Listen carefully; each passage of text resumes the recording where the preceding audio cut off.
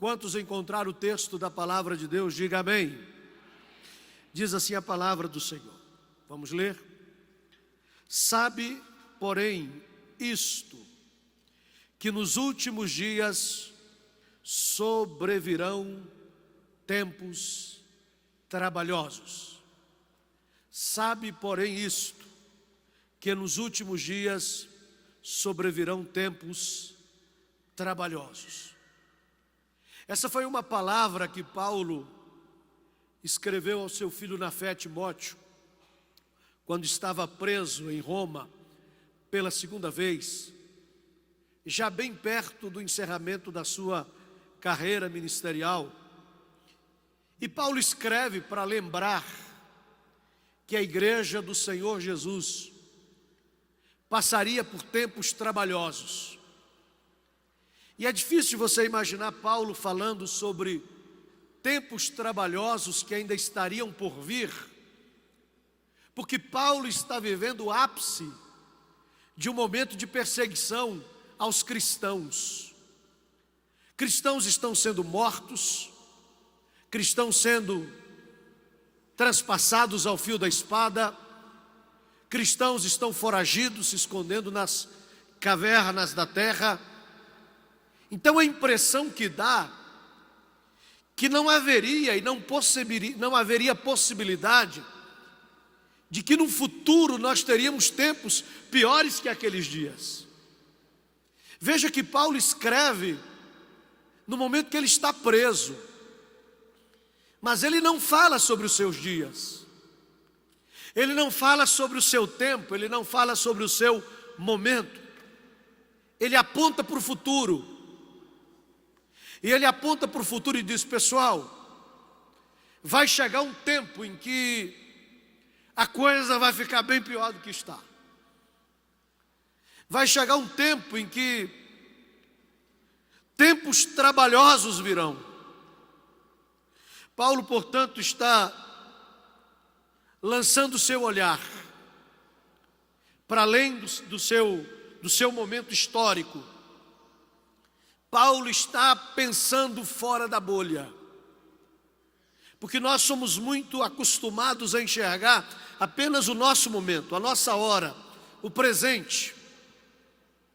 Mas quando você vai tirar a habilitação e você começa a dirigir o seu carro, você é orientado a olhar pelo retrovisor para ver o que vem atrás.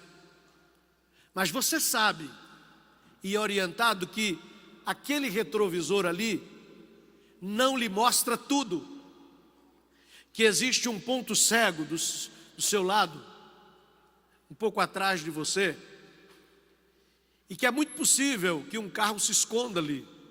E eu sei que quem dirige aqui já levou alguns sustos por causa desse ponto cego. Que não basta olhar pelo retrovisor, é preciso dar uma olhadinha, virar a cabeça do lado, para enxergar o que está do lado.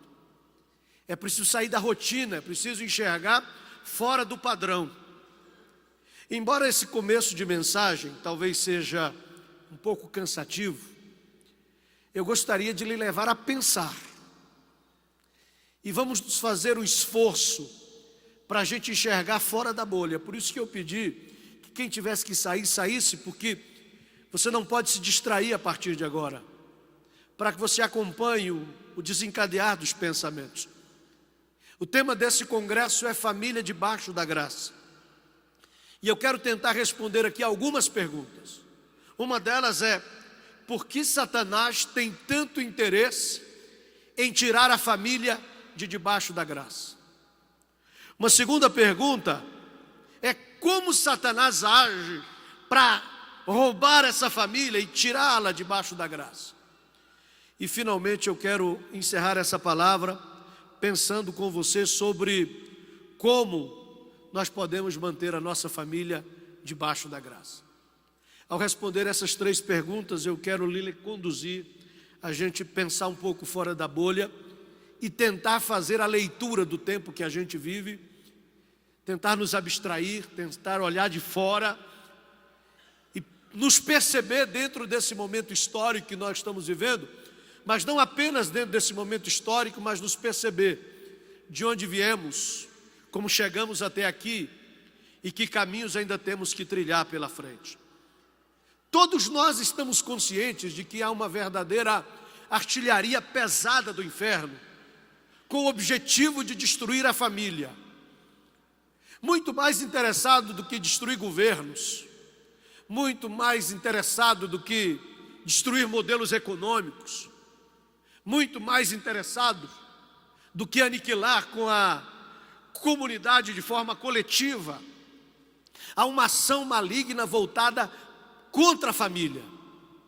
E a pergunta que eu lanço para você pensar comigo é: por que Satanás tem tanto interesse na destruição da família?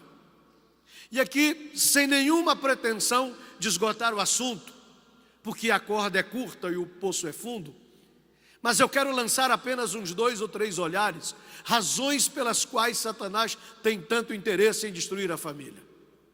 E a primeira delas é porque famílias desajustadas influenciam diretamente no crescimento do ateísmo no mundo.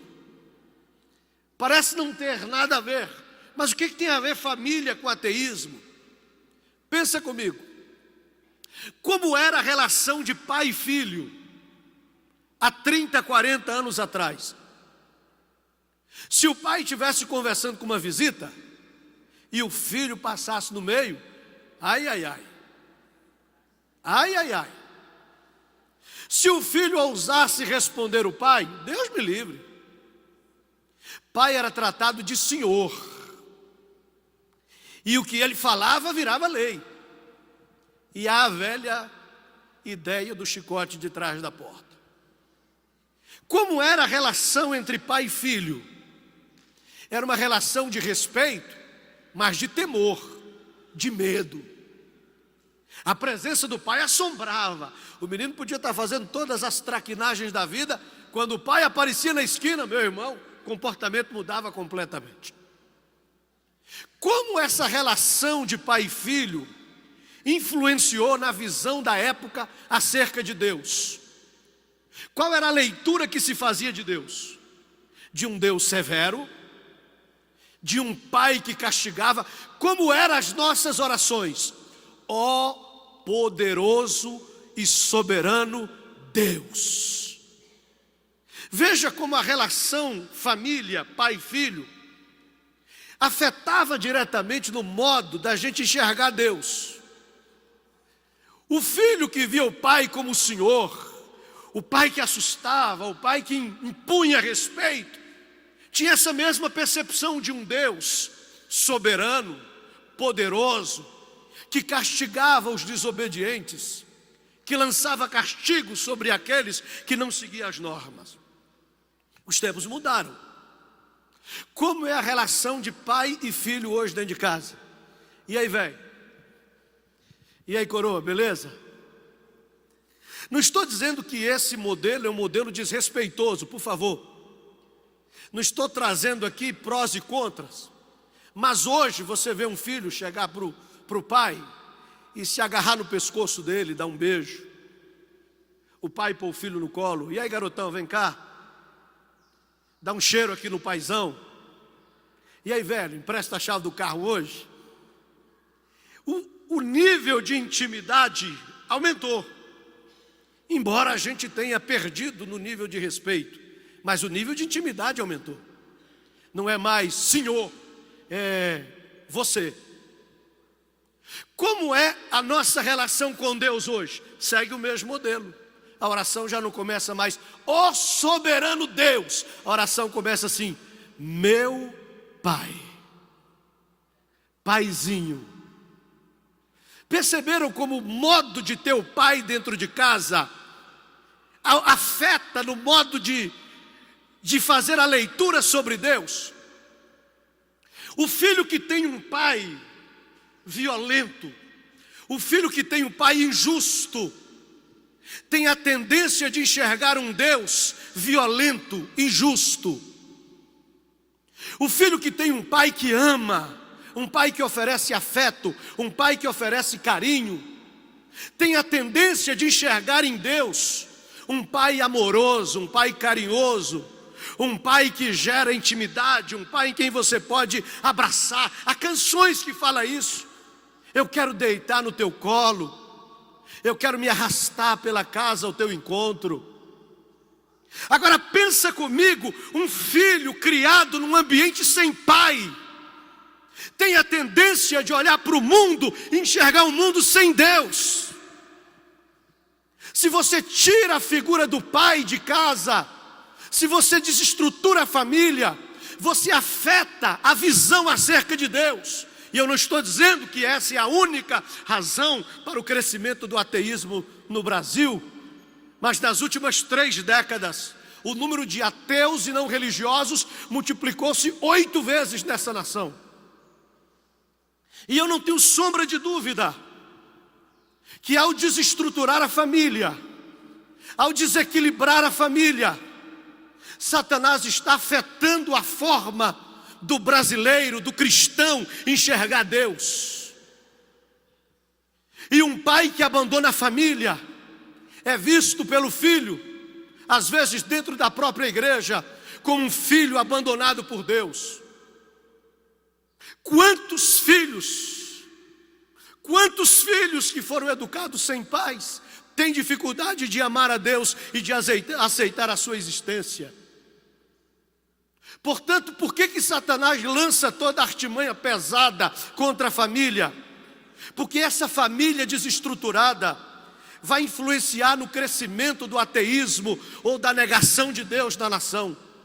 E se nas últimas 3 décadas o número de ateus e não religiosos cresceu, multiplicou-se por 8, o que de se esperar nas próximas décadas, considerando o caminho por onde nós estamos trilhando? A segunda razão que eu quero deixar com vocês, por que Satanás tem tanto interesse em destruir a família?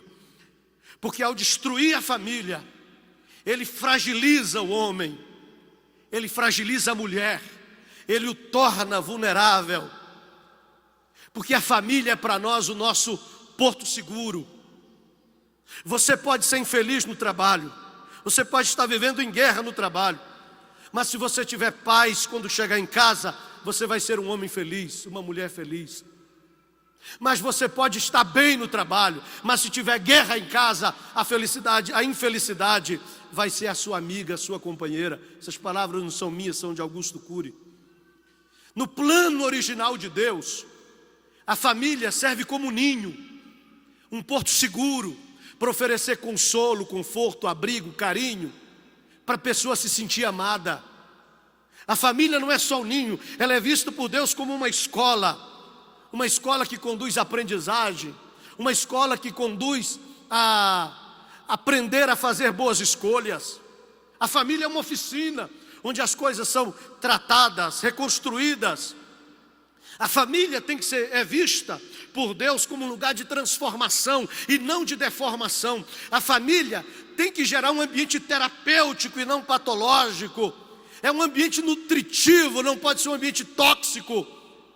Mas quando Satanás destrói essa família, ele fragiliza esse cidadão. A palavra de Deus diz, Provérbios capítulo 27, versículo 7, que quando a alma está faminta, todo amargo é doce. Quando a alma está faminta, todo amargo é doce. Destruiu a família. Há uma grande tendência dos filhos que agora estão vulneráveis se enveredarem por caminhos maus. Esse marido encontrar doçura em venenos amargos. Essa esposa encontrar favos de mel em venenos do maligno, porque quando a alma está faminta, todo amargo é doce. Ao destruir a família, ele fragiliza essa pessoa que tinha na sua casa o seu porto seguro. Quantas pessoas todos nós conhecemos, às vezes na nossa família, que depois que perderam a família, perderam o equilíbrio, perderam a estabilidade, se enveredaram para o caminho da droga, para o caminho do vício. Quantos filhos que depois que os pais se separaram, caminharam no rumo do homossexualismo. Quantas esposas que depois de uma grande perda se enveredaram por caminhos maus. Por quê? Porque se torna uma pessoa fragilizada, foi tirada do ninho, foi arrancada do porto seguro. A família foi projetada por Deus para dar esse porto seguro para o cidadão, para o homem, para a mulher, para os filhos. Por que Satanás faz questão de destruir a família? Porque ele não consegue entrar lá. Ele não consegue atingir o marido lá, porque o marido lá está protegido, cercado, como que por muralhas de fogo. Mas na hora que ele destrói a família, esse marido é presa fácil. Essa esposa é presa fácil. Esse filho, essa filha é presa fácil. Todos nós aqui temos testemunhos de amigos, parentes, conhecidos, às vezes na própria família, de gente que perdeu toda a estrutura depois de um divórcio. Eu venho de uma família onde o divórcio é muito presente. Quando eu me casei com a pastora Cirlei, há quase 24 anos atrás, a relutância da família dela em me aceitar era exatamente pelo histórico da minha família. Os meus avós maternos se divorciaram, porque um dia, numa briga doméstica, minha avó virou para o meu avô e disse assim: se você for homem, você nunca mais pisa os pés nessa casa. Foi a palavra que aquele mineiro sistemático precisava para montar na sua carroça e ir para a fazenda. A partir daí, final de semana ou de 15 em 15 dias ele vinha, nem apeava da carroça, da porta de casa chamava os meninos, vinha, descia a lata com a leitoa, o milho, o arroz, o feijão, e dali ele voltava para a fazenda, e os dois permaneceram separados. E nenhum nunca contraiu uma nova relação por mais de 35 anos, até que os dois faleceram. A gente diz, mas e daí? Foi só um casal que separou? Foi não. A partir daí, todas as irmãs da minha mãe, com exceção de uma, não se separou. A partir daí o divórcio passa a ser presente na vida dos filhos, na vida dos netos. Chegou na minha casa, eu tenho 2 irmãos que já se divorciaram, já vivem um segundo casamento. Da família do meu pai, todos os irmãos se divorciaram, todos. Eu tenho um tio que deixou 8 herdeiros, com 4 esposas diferentes. Então você percebe, queridos, que para Satanás entrar numa geração, eu não estou falando que ele destrói apenas uma família, ele compromete as gerações que virão dentro daquela família. Ele fragiliza os filhos, ele fragiliza os netos. Ele nos faz enxergar isso como coisa normal. Então tem que chegar uma hora que você diz assim: isso tem que parar em mim. Essa maldição tem que acabar aqui na minha casa. Os meus filhos não poderão ser fragilizados por conta dos meus erros. Porque no momento em que eu permito que Satanás destrua a minha casa, destrua a minha família, ele está fragilizando a mim, fragilizando a minha esposa, fragilizando os meus filhos, e abriu espaço, uma brecha, uma legalidade, um direito para atormentar a vida das gerações que virão depois de mim.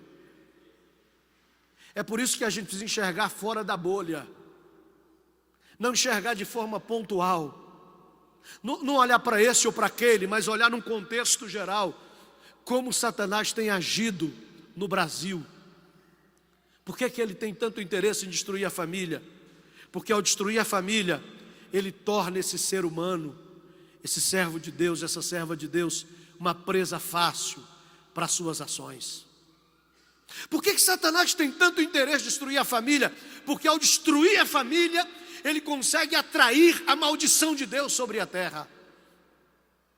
A palavra de Deus encerra o Antigo Testamento no livro de Malaquias, dizendo o seguinte: olha, eu virei outra vez, eu converterei o coração dos pais aos filhos e dos filhos aos pais, para que eu não venha e fira a terra com maldição. Se a gente fizer uma leitura invertida desse texto, O que a palavra de Deus está dizendo é que a ausência de conversão entre pais e filhos, entre filhos e pais, atrai a maldição de Deus sobre a terra. Olha a palavra dita por Martinho Lutero: a família é a fonte de toda prosperidade, mas também a fonte de toda desgraça dos povos. Se Satanás destrói a casa, ele arruina com a cidade, com a sociedade, ele acaba com uma nação. Nas palavras de Agur, em Provérbios capítulo 30, ele diz assim: há uma geração que amaldiçoa os seus pais, há uma geração que despreza a sua mãe. Parece que Agur estava falando como Paulo sobre os chamados tempos trabalhosos. E eu não tenho dúvida que a gente está, se não vivendo, começando a viver o que o pastor Clarimundo pregou ontem à noite sobre a igreja de Laodiceia, a igreja do pré-arrebatamento. Não tenho dúvida que Agur está falando, assim como Paulo, sobre essa igreja, a igreja dos últimos dias. Satanás está interessado em destruir a família. Mas como, pastor? Como é que ele age? Primeiro, ele age sorrateiramente na promoção da mudança cultural, na mudança do jeito de pensar das pessoas. Pensa comigo há 40 anos atrás. 40 anos atrás, o pai descobria que a filha tinha perdido a virgindade. O pai entrava em desespero, o delegado entrava pelo meio, o casamento era feito à força. Não estou defendendo isso não. Estou apenas mostrando o retrato de uma realidade da época. Era assim. A menina, se não casasse, era mal vista, a sociedade discriminava, o pai sofria, a família ficava envergonhada. 40 anos atrás. Se o pai descobrisse que o filho era gay, e o cara não tivesse estrutura emocional, ele dava um tiro na cabeça. Ele se amargurava, entrava em depressão. Por que, Deus, que isso foi acontecer comigo? Se ele não desse um tiro na cabeça, ele vendia tudo que tinha, mudava de estado, mudava de cidade, se brincar, mudava de país, para não sofrer o vexame social. 40 anos atrás. Quando você ouvia falar de um casal que divorciou, podia ter certeza de uma coisa: teve violência envolvida pelo meio, ou alguém botou chifre em alguém. 40 anos atrás. Passaram 4 décadas. Hoje, se as nossas filhas, nossas meninas de 16 anos, 17, 18 anos, lá no ensino médio, escola pública ou privada, lá na universidade, pública ou privada, se as nossas filhas, num ambiente onde se aborda a sexualidade, se a nossa filha tiver ousadia para levantar e dizer assim: professor, eu sou virgem, eu escolhi ser virgem e vou me casar virgem, porque eu entendo que esse é o projeto de Deus para a minha vida.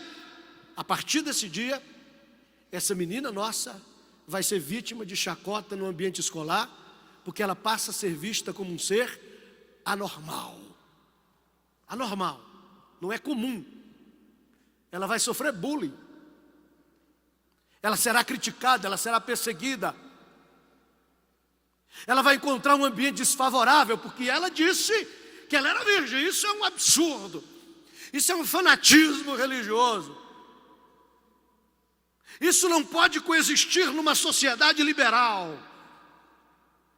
E hoje, não é mais o filho do fulano de tal que descobriu que é gay, ou se descobriu gay, ou decidiu ser gay, e aí a família entra em desespero. É nada, é nada. Hoje eles fazem questão de postar nas redes sociais as fotos. E não é lá do mundo. Estou falando de coisas que acontecem dentro das nossas igrejas. Das nossas igrejas do país inteiro.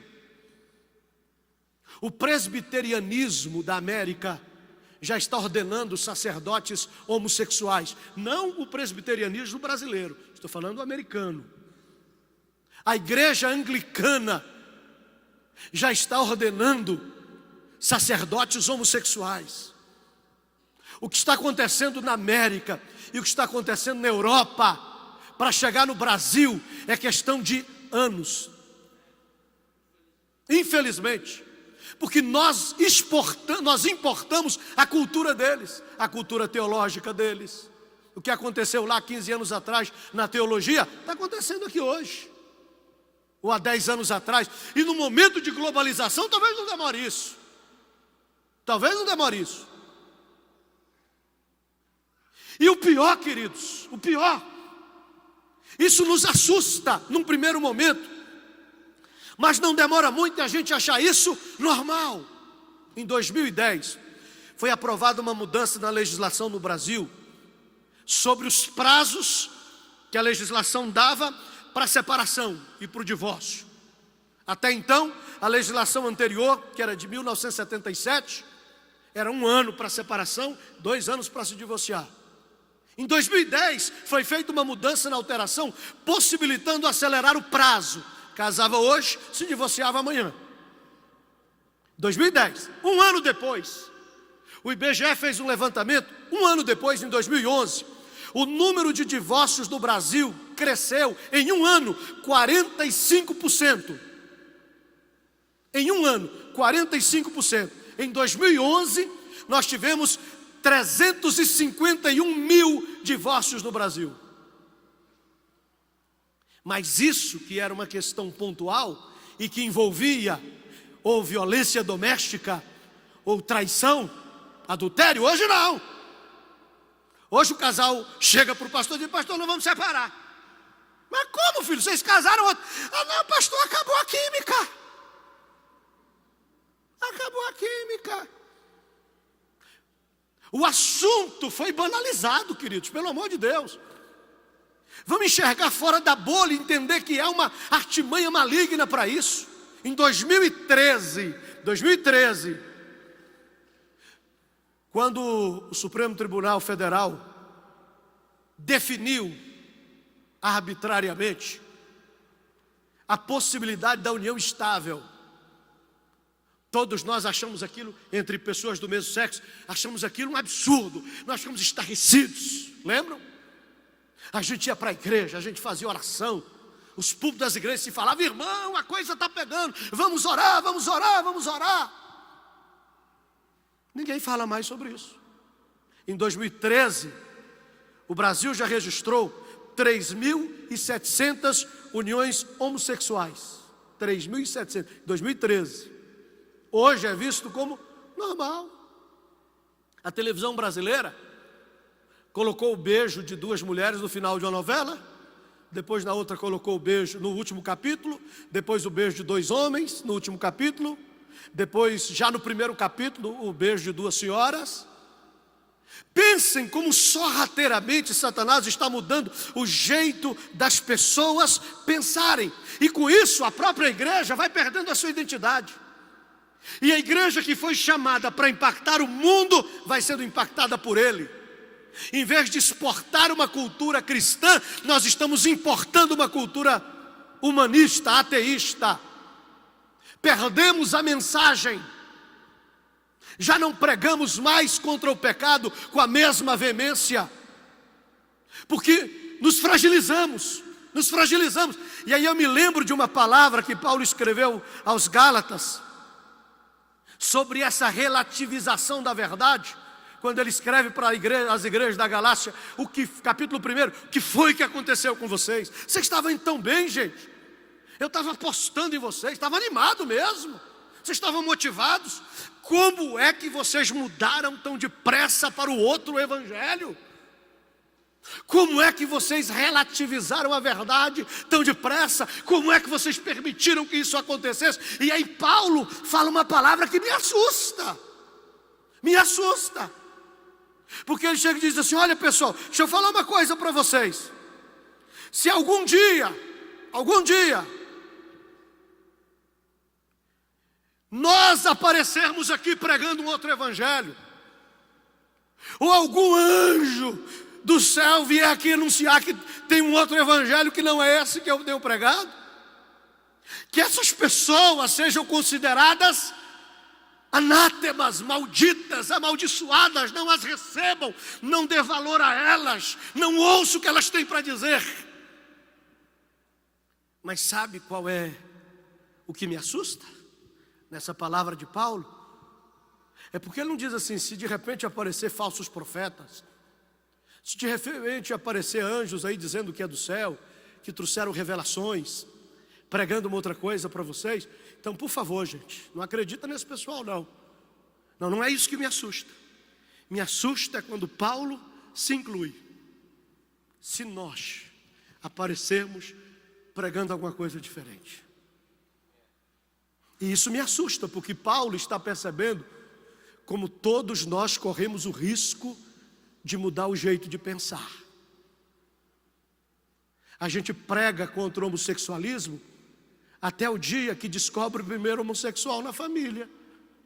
Depois a gente relativiza. A gente prega contra o adultério até o dia que aconteça conosco. Depois a gente relativiza. A gente prega contra a pornografia até o dia que ela invade o nosso computador. Depois a gente relativiza. E Paulo está dizendo, gente, eu também sou vulnerável, pessoal. E eu estou preocupado com esse negócio. Então, por favor, acredite no que eu estou falando hoje. Se amanhã eu aparecer pregando alguma coisa que seja diferente do que eu estou falando, por favor, não me receba, nem a mim e nem a ninguém. E é isso que me assusta. O risco que eu corro, enquanto pecador, de relativizar a verdade, porque de repente ela parece ser diferente. Eu olho para Daniel, Sadraque, Mesaque e Abednego, vim de uma cultura judaica tradicional, rígida, rigorosa, sem Facebook, sem WhatsApp, sem vídeos no YouTube, sem globalização. De repente eles são jogados numa outra cultura, e eles saem às ruas, e eles veem casais gays se beijando, juízes recebendo propina, governantes bêbados embriagados, beberrões, homens traindo as suas esposas e se vangloriando disso. E para aqueles 4 garotos isso foi um susto, porque eles nunca seriam capazes de imaginar que existisse no mundo uma sociedade tão pervertida como Babilônia. E aí, não está na Bíblia, mas a história me leva a pensar que eles se reuniram e disseram assim, pessoal, o que vocês acharam de hoje? O Sadraque diz, Daniel, eu estou estupefado, estou estarrecido. Gente, a minha alma está doendo, eu não imaginava que o ser humano chegasse a tal ponto, a tal degradação. Talvez o Abednego dissesse, gente, se pai Abraão se levantasse do túmulo hoje, ele ia pedir para voltar para lá na hora. Mas talvez Daniel pegue a palavra e diz, pois eu vou falar uma coisa para vocês. Pela leitura que eu faço do livro de Jeremias, o negócio aqui nosso aqui é durante um longo tempo. A gente vai passar aqui pelo menos umas 7 décadas. E quando a gente sair nas ruas de Babilônia amanhã, a gente vai ver a mesma cena. Esse travesti que fica na esquina, na região do motel, ali de Anápolis, que te assustou a primeira vez quando você viu. E gerou repugnância quando você viu a segunda vez. Esse casal gay que você viu beijando no shopping, que na hora você até clamou o sangue de Jesus. Mas amanhã você vai ver de novo. E depois de amanhã também. E na semana que vem também, e no ano que vem também. Esse marido que trai a esposa e se vangloria disso. Esse juiz que aceita propina. Esse governante embriagado que você viu hoje, você está vendo amanhã, e você vai ver pelas próximas décadas. E Daniel diz assim, sabe o que vai acontecer com a gente? Se a gente não estabelecer aqui hoje critérios de que nós não vamos abrir mão dos nossos valores, de que nós não vamos abrir mão dos nossos princípios, vai chegar o dia que a gente vai levantar e vai sair para as ruas e vai fazer piada disso e vai achar tudo isso normal. Vai chegar o dia que a gente vai achar isso engraçado. Vai chegar o dia que isso não vai machucar mais, não vai ferir mais. Porque quando você assiste a mesma cena, muitas vezes, seu coração se cauteriza, já não te assusta. Quem lembra do 11 de setembro? Quem viu aquela cena pela televisão sendo transmitida ao vivo? Eu me lembro, o meu corpo tremia. O meu corpo tremia quando eu vi aquela cena. Hoje, já não incomoda mais. Hoje, é normal, é natural. Foi só mais uma desgraça na terra. A mesma coisa, nós corremos o risco de ver acontecer com a nossa mente. Se assim como Sadraque, Mesaque, Abednego e Daniel, a gente não firmar o passo aqui dizendo: eu não aceito, isso é pecado. Deus não aceita isso. A igreja não vai relativizar a verdade.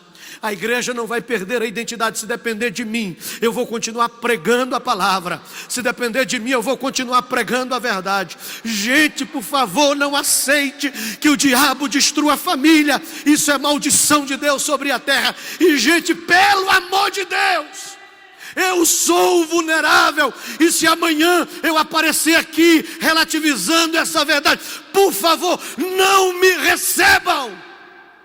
Não acreditem no que eu estou dizendo. E se amanhã uma desgraça se abater sobre mim ou sobre a minha família, que Deus a preserve. Mas se isso acontecer e eu mudar o meu jeito de pensar, então me considerem maldito, amaldiçoado. Mas não abra mão da verdade absoluta, verdadeira, genuína, como Deus disse para a gente falar.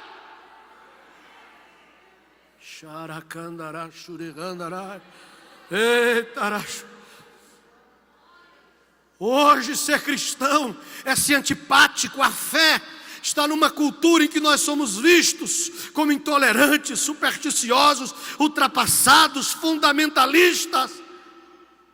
Nesse mundo daí, tudo é relativo. A verdade não existe, porque o que é verdade para mim pode não ser para você. A ética e a moral não existe, porque o que é moral aqui pode não ser noutra cultura. Relativizaram tudo, mas os princípios da palavra de Deus são universais e imutáveis. Não muda. A palavra que Paulo pregou é a mesma que eu tenho que pregar, e os meus bisnetos vão ter que pregar. A mensagem genuína da doutrina bíblica que é vista no Brasil, a mensagem bíblica aqui tem que ser a mesma na África, na Ásia, na Oceania, em outros cantos da terra. A gente não pode abrir mão do que a palavra diz como verdade absoluta. Melhor forma de combater esse relativismo é com a verdade escrita da palavra de Deus. Essa aqui. Mas como pregar essa aqui? Se as pessoas querem ouvir psicologia, as pessoas querem ouvir conceitos humanistas, as pessoas querem ouvir uma igreja que centralizou o homem e arrancou Deus do trono, reuniões que geram prazer, abastece o hedonismo das pessoas. As pessoas querem ouvir e vir para a igreja do entretenimento, não a que alimenta ovelha, a que oferece entretenimento para bode. É essa igreja que atrai multidões, que arrasta multidões, que traz a mídia, importando uma cultura maligna lá de fora, não sendo impactante para o mundo, mas sendo impactado por ele. E aí, como sobreviver a tudo isso? E eu vou caminhar para o encerramento. Como é que em meio a tudo isso eu consigo manter a minha família debaixo da graça? E aqui 3 ou 4 pontos para a gente encerrar. Primeiro, não abra mão de seus valores absolutos. Não relativize a verdade. Não relativize a verdade.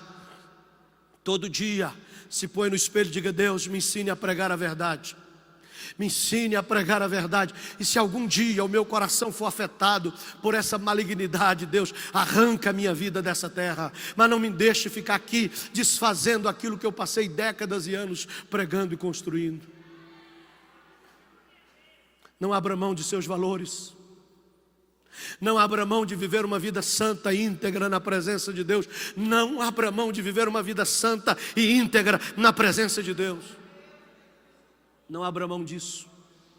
Não relativize o que é certo, não relativize a verdade da palavra de Deus. Mantenha-se firme com aquilo que o Senhor Deus te ensinou e não saia do prumo. Como manter a minha família debaixo da graça? Dê valor ao que realmente importa. Dê valor ao que realmente importa. Nós estamos vivendo num mundo capitalista em que tudo tem preço, mas quase nada tem valor. Porque as coisas que têm valor normalmente não têm preço. Mas a gente prioriza o que tem preço e não o que tem valor. A gente prioriza o que é urgente, mas o que é urgente quase sempre não é o importante.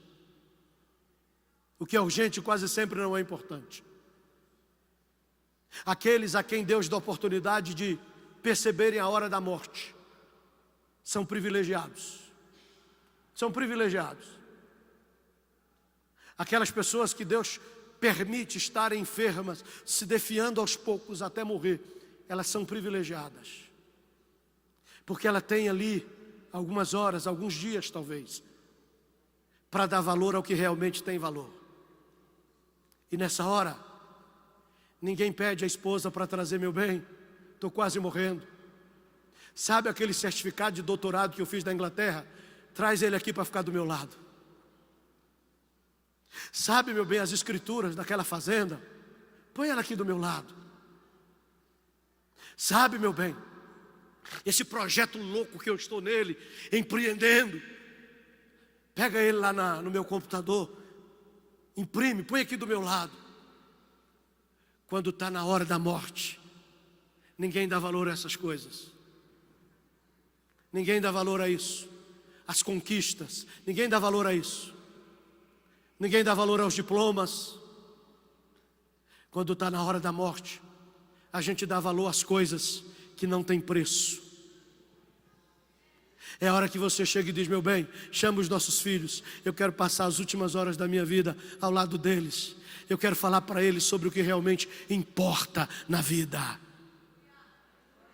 É os relacionamentos que nós geramos, a forma como nós impactamos a vida das pessoas. Isso é que vale, isso é que realmente importa. Então invista naquilo que tem valor. E o que tem valor são as vidas tocadas, não são as tarefas cumpridas. O grande desafio nosso é fazer do principal a coisa principal. A coisa principal. Há um provérbio que diz, um provérbio chinês, que a melhor época para plantar uma árvore foi há 20 anos atrás. E a segunda melhor época é hoje, é agora. Chega um momento que a gente tem que enxergar fora da bolha. Dizer: Deus, a minha família não vai ser escrava do diabo. O Senhor não vai permitir que a minha casa influencie no crescimento do ateísmo nessa nação. Mas para encerrar, como eu posso manter a minha família debaixo da graça? Assuma o seu papel de sacerdote e se coloca na dependência de Deus. Se coloque na dependência de Deus. Eu tenho tantos amigos, homens de Deus, que vivem um segundo, terceiro casamento. Eu não os condeno por isso. Pelo amor de Deus, isso não é nenhuma acusação. Mas viver uma vida de casado não é fácil não, irmão. Você tem que matar um leão por dia e um urso por noite. Quem é casado assim sabe que não é fácil. Tem dia que dá vontade de esganar o outro. Aí a gente até entende as palavras da mulher do Billy Graham, quando perguntaram para ela: já teve vontade de separar do marido? Não, separar não. Matar ele algumas vezes eu considerei essa possibilidade. Quem disse que é fácil? Ninguém falou que é fácil. Ninguém falou que é fácil. E não é. E não há nenhum de nós aqui que esteja imune a isso. Ninguém. Ninguém aqui está imune. Ninguém. Sabe o que é ninguém? Ninguém, a começar do pregador. Absolutamente ninguém. Mas eu quero falar uma coisa para vocês. Eu e Sirlei, a gente ministra para casais há mais de 20 anos. Eu nunca vi um casal que tenha se decidido a separar, e que antes de separar resolveram fazer uma campanha de oração no pé da cama, e depois da campanha tenha procurado advogado. Eu nunca vi falar de um sequer. E se um dia isso acontecer comigo, pode ter certeza, foi porque eu não orei, foi porque eu não vigiei, foi porque nós não buscamos a Deus. Você sabe por quê, queridos? Porque não adianta a gente ser um Naamã lá fora e um leproso dentro de casa. E a minha família não está imune. Você acha que os seus filhos estão imunes do homossexualismo? Você acredita mesmo que os seus netos estão protegidos do homossexualismo? Você acha que os meus filhos estão? Você acha mesmo que a minha família está imune? Que a sua família? Engana-se. Queridos, a única forma da gente continuar preservando a família debaixo da graça é se a gente nos entregar a uma inteira e completa dependência de Deus. E como Jó fazia todos os dias, Deus, eu estou oferecendo aqui um sacrifício para os meus filhos. Pode ser que alguns deles perderam o controle. Pode ser que alguns deles ultrapassaram os limites e pecaram contra ti. Pode ser, Deus, que alguns deles abandonaram o que o Senhor disse para que eles não fizessem. Então eu já estou aqui oferecendo um sacrifício por eles, como sacerdote. Eu vou encerrar com uma história, aliás com duas. Uma, em Gênesis 35, diz que quando Jacó, depois de passar por Peniel, depois do Val de Jaboque, Deus chega para ele e diz: Jacó, eu quero que você volte lá para Betel, onde eu apareci para você quando você fugia de seu irmão Esaú, e eu quero que você edifique um altar para mim lá. Essa palavra Deus disse para quem? Para Jacó. Mas Jacó chega em casa e disse assim: pessoal, atenção família, ô família, troquem as vossas vestes, purifiquem, porque nós vamos para Betel. Mas Jacó, Deus não mandou você levar a família, Deus mandou você ir, mas eu não vou só, a minha casa vai comigo. Eu não vou só, a minha família vai comigo, os meus filhos vão comigo, os meus netos vão comigo, os meus bisnetos vão comigo. Eu não abro mão de nenhum deles.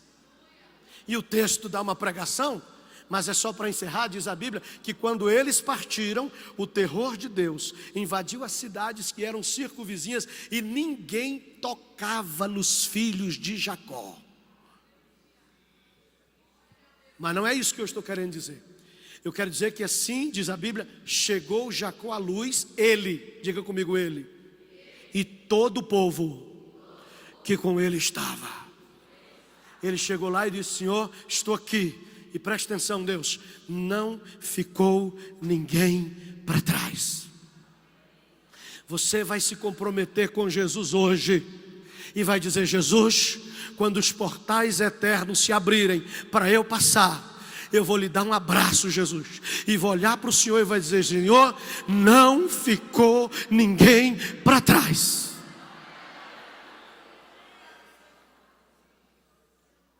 Aleluia. Não ficou ninguém, Senhor. Meus filhos estão aqui, meus netos, meus bisnetos, meus tataranetos, está tudo aqui, ó, um a um. Não ficou ninguém para trás. Não ficou. Isso é sacerdócio. Isso é chamar para si a responsabilidade e não aceitar, cada um por si, Deus por todos, cada um dará conta a si mesmo a Deus. Não. Eu e minha casa não. Eu e minha casa serviremos ao Senhor.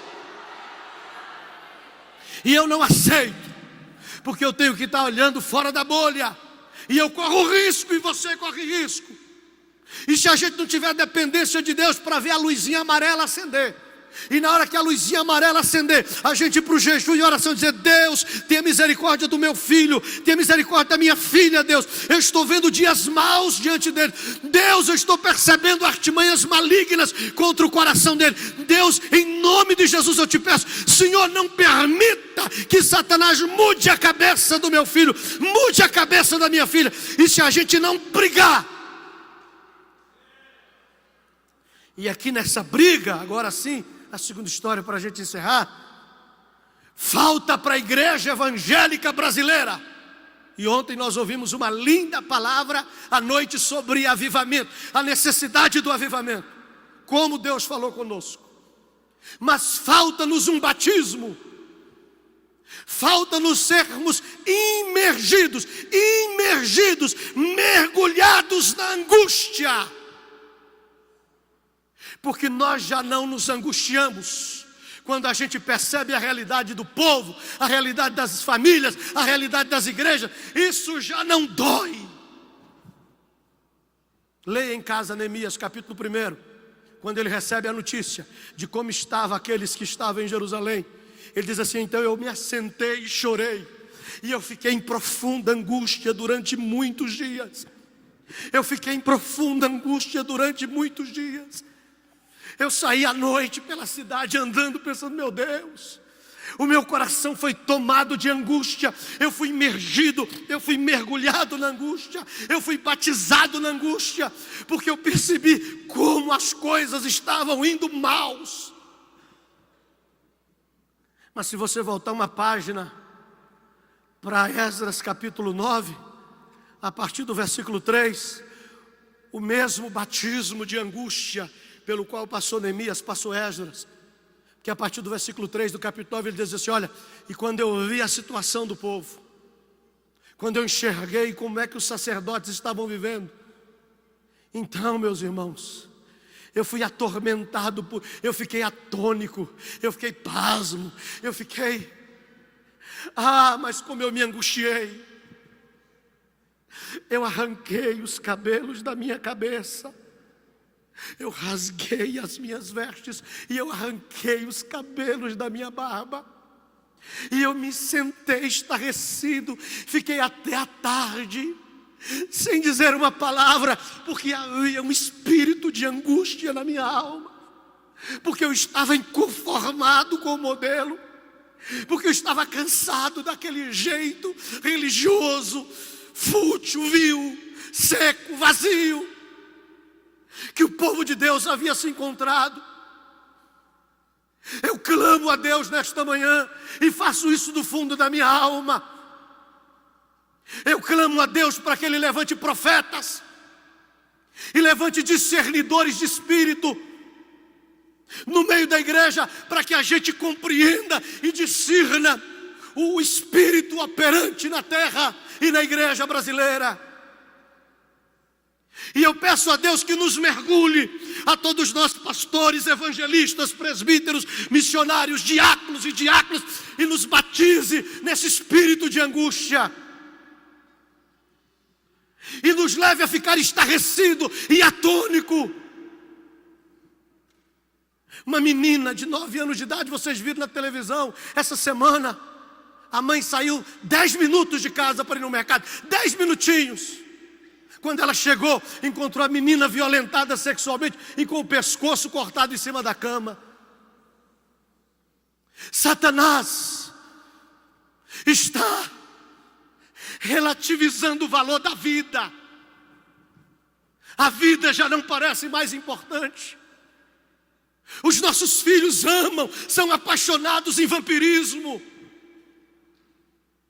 são apaixonados em violência. A violência está diante das nossas crianças na televisão, em horário nobre. Os filmes que mais vendem são aqueles em que as piores e atrocidades cenas de violência. O pecado está invadindo as igrejas, os púlpitos. As mensagens estão se relativizando, superficializando. As mensagens de autoajuda e de autoestima atraem multidões, e quem quer receber a genuína palavra de Deus ou pregá-la, fica cada dia mais só. Cada dia mais só. Enquanto nós não formos batizados nesse batismo de angústia, em que Neemias e Esdras foi batizado, enquanto a gente não se condoer e ficar atônito e dizer: Deus, nós não aceitamos isso, estarrecidos, e nos mergulharmos em Deus e dizendo: poupa, Senhor, o teu povo, sopra um vento novo sobre a terra. Fique em pé, eu quero orar com você. Há uma palavra que Davi disse no Salmo de número 92 e no versículo 10, e Davi escreve dizendo o seguinte: o Senhor aumenta a minha força como a de um boi selvagem, e derrama sobre mim um óleo novo, um óleo fresco. Nós precisamos entrar em angústia na presença de Deus pelas nossas famílias. Quantas pessoas na sua casa são embriagadas, vivem no vício das drogas? Quantos na sua família? Eu tenho na minha família primos travestis.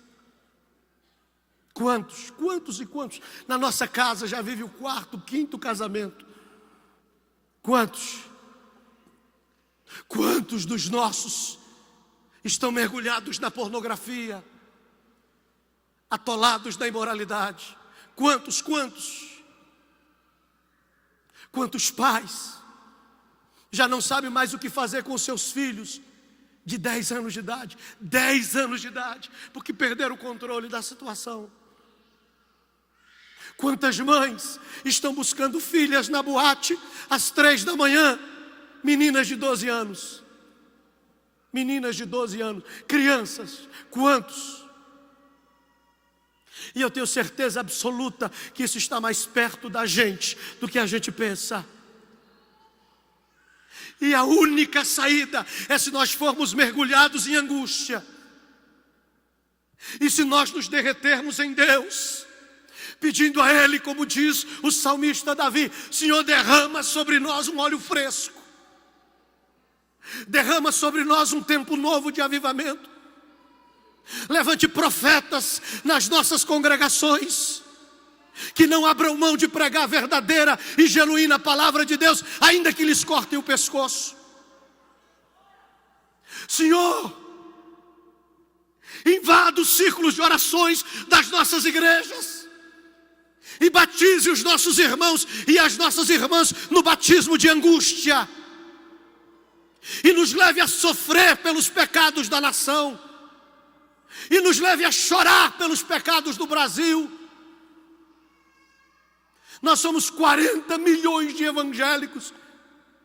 E eu me lembro de uma palavra dita há poucos dias atrás pelo pastor Alcides Martins, quando estivemos juntos. Somos 40 milhões e a gente prega contra a corrupção, a gente prega contra o homossexualismo, a gente prega contra o adultério, a gente prega contra a pornografia, a gente prega contra tudo isso. Mas e se o Brasil não tivesse 200 milhões? Se o Brasil só tivesse 40 milhões? E todos os 40 milhões de brasileiros fossem o que nós somos, os evangélicos? A gente estaria livre da pornografia? A gente estaria livre do homossexualismo? A corrupção deixaria de existir? A maldade no coração das pessoas seria dissipada? E tristemente a gente diria o quê? Não. Então nós precisamos ser batizados no espírito de angústia, porque, parafraseando as palavras de Davi, o Senhor derrama sobre nós um óleo fresco, o Senhor derrama sobre nós um óleo novo. Quando a gente se mergulhar em angústia, o Senhor vai derramar sobre nós um óleo novo. Quando nós nos mergulharmos em angústia, o Senhor vai derramar sobre a igreja evangélica brasileira um óleo novo.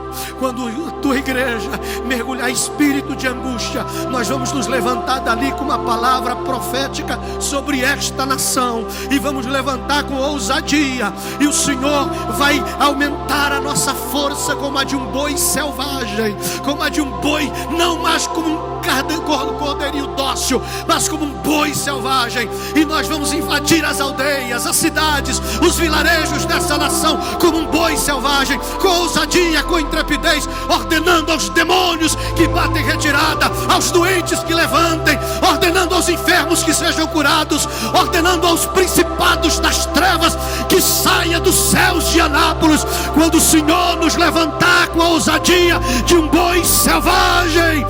Nós faremos o que Deus quer que a gente faça nos tempos angustiosos e nos tempos difíceis. Feche os seus olhos, curve a sua cabeça. Oh Espírito Santo de Deus, sopra sobre nós, sopra sobre a tua igreja. Sopra, nos mergulhe, nos mergulhe, nos mergulhe, nos mergulhe nesse batismo de angústia, Senhor. Traga um quebrantamento sobre a igreja. Não queremos ser passivos como temos sido. Essa passividade nos assusta. Essa passividade nos assusta. Essa forma como nós nos contextualizamos a essa realidade vil do mundo de pecado nos assusta, Pai. Como nós somos frágeis, como nós somos vulneráveis, ó Deus, como nós não estamos imunes, ó Deus. Então nós nos mergulhamos em Ti, nós nos mergulhamos em angústia. Deus, nos ajude a arrancar uma gota de lágrima por esta nação. Nos ajude a arrancar uma gota de lágrima pela tua igreja na terra. Nos ajude a levantar uma gota de lágrima, a derramar uma gota de lágrima sobre o teu povo, pelo teu povo. Senhor, ó Senhor, nós queremos nos mergulhar em Ti, porque nós queremos o espírito de um boi selvagem. Nós queremos ser ousados, intrépidos, ó Deus. Queremos profetas intrépidos, queremos pastores ousados, queremos missionários cheios do Teu Espírito, queremos jovens que não cedam à pressão na universidade diante de uma filosofia humanista, ateísta, mas que tenha ousadia para dizer: Deus está vivo, eu falei com Ele hoje. Queremos maridos ousados, esposas ousadas, intrépidas, filhos cheios do Teu amor, filhos cheios de paixão pelas almas. Levante profetas na família do Teu povo.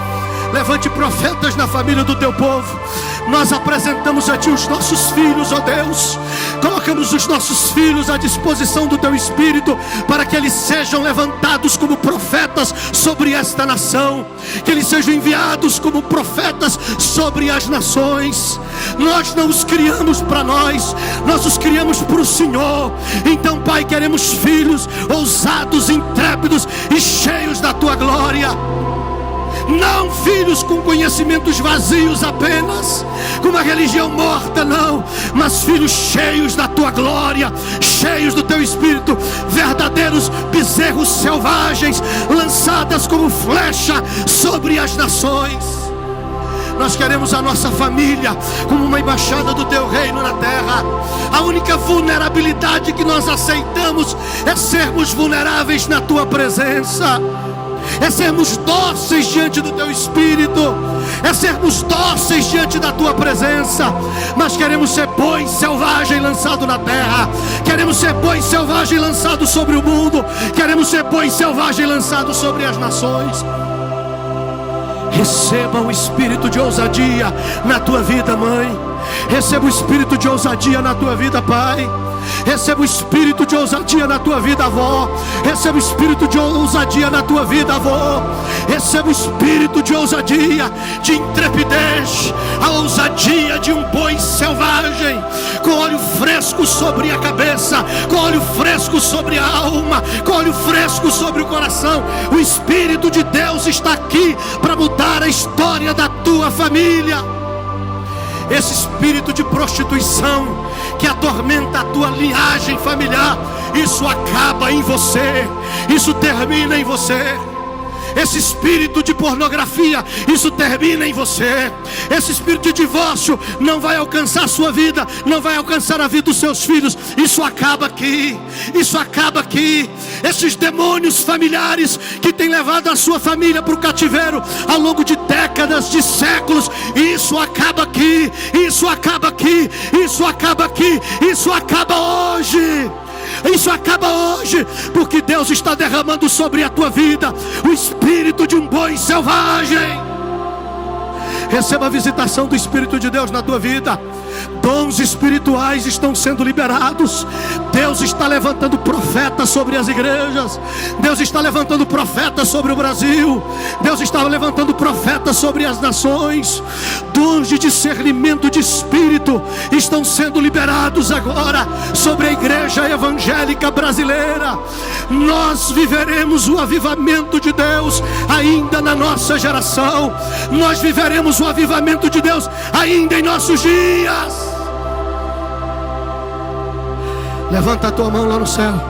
Levanta a tua mão lá no céu e começa a dizer para Deus: eu e a minha casa vamos servir ao Senhor. Eu e minha casa vamos servir ao Senhor, Deus. Eu não aceito o pecado invadir minha família. Eu não aceito a pornografia invadir a minha vida, a minha casa, o meu casamento. Eu não aceito o adultério tomar conta da minha família e da família dos meus filhos. Eu não aceito, Pai, eu não aceito. Na unção do teu Espírito eu declaro a tua bênção sobre a minha casa, sobre a minha família. Os filhos que estão ausentes vão voltar de um por um. Os que estão escravizados pelos demônios vão serem libertos em nome de Jesus. Em nome de Jesus. Jesus está desacorrentando rapazes e moças das drogas agora. Enquanto mães estão com as mãos levantadas para o céu, o Espírito de Deus está quebrando. O Espírito de Deus está quebrando laços e cortando cadeias e cortando correntes hoje. Você vai chegar lá e vai dizer: Jesus, não ficou ninguém para trás. Não ficou ninguém para trás. Adore, adore, adore, adore, adore, adore. Receba o renovo de Deus na tua vida. Receba o renovo de Deus na tua vida. E com o renovo de Deus vem unção. Com o renovo de Deus vem autoridade. Com o renovo de Deus vem a coragem de um boi selvagem. Com o renovo de Deus vem a coragem de um boi selvagem. Receba a unção de Deus na tua vida. Receba óleo novo, óleo fresco. A história da tua família muda hoje. Filhos estão sendo libertos. Espíritos de divórcios estão sendo repreendidos agora.